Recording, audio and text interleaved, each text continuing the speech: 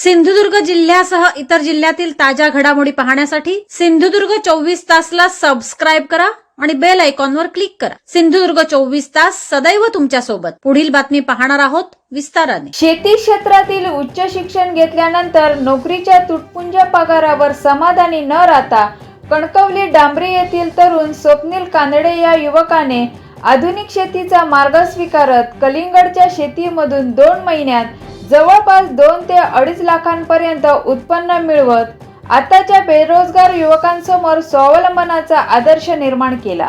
तुमचं नाव कसं पूर्ण? स्वप्नील सुभाष कानडे। तुमचं शिक्षण वगैरे? शिक्षण BSc agri 2020 pass out. 2020 pass out. आता ह्या ठिकाणी तुम्ही आता शेती करताना कलिंगडची शेती का निवडली? आणि हां, मी कसं करतो, सीझन वाईज सीझन शेती करतो। म्हणजे उन्हाळ्यात कलिंगड, पावसाळ्यात दुसरं काहीतरी।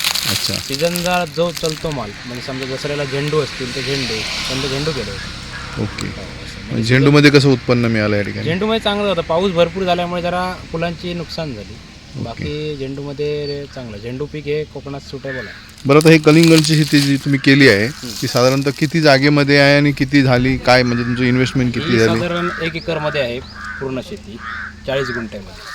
40 गुंठ्यामध्ये 7x1.5 वरती लागवड केलेली आहे रोपांची। साधारण 4,500 रोपं लागली त्याला असं। आणि साधारण उत्पन्न नाही म्हटलं तरी 15 टनापर्यंत गेलं आहे सध्या। थंडीच्या वातावरण असल्यामुळे कमी गेलं आहे, ॲक्च्युली जायला पाहिजे होतं 20 टनापर्यंत। ओके। पण थंडी भरपूर असल्यामुळे फळाची साईज झाली। अच्छा, मग आता हे 1 एकरच्या शेतीसाठी तुमची किती गुंतवणूक झाली आणि तिथून तुम्हाला काय उत्पन्न मिळालं असेल? आणि साधारण किती महिन्यातली तुमची? गुंतवणूक म्हणजे साधारण ट्रॅक्टरपासून काढणीपर्यंत साधारण नाही म्हटलं तरी 70 ते 80 हजार रुपये लागले, खतासहित सगळं, ट्रॅक्टर, ड्रीप, मल्चिंग, ओके सगळं। ओके।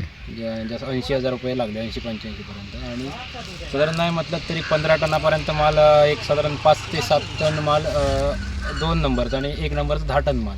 अच्छा, 1 नंबरचा 10 टन माल गेला। हां, साधारण नाही म्हटलं तरी एक साधारण 2-2.5 लाखपर्यंत उत्पन्न मिळालं आताच्या दराप्रमाणे? हो, आता आज यंदा रेट 20 रुपये, गेल्या वर्षी जो रेट 10 आणि 12 रुपये होता तो यंदा 20 रुपयांनी रेट। ओके, ह्या वर्षी दर चांगला दर मिळाला? चांगला आहे, हो, यावर्षी दर चांगला मिळाला।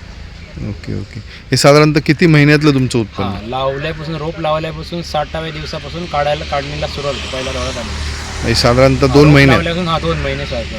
म्हणजे आम्ही लावते वेळीच अंगणेवाडी आणि हां, या दरम्यानच लावलं, त्यामुळे आम्हाला चांगला रेट मिळाला। आणि म्हणजे ह्या जत्रांच्या अनुषंगाने उत्पन्न मिळेल ह्या हिशोबाने तुम्ही ते प्लांटेशन केलं होतं। आणि आता परतचं प्लांटेशन साधारण 2 महिन्यात उत्पन्न चालू होतं? चालू झालं।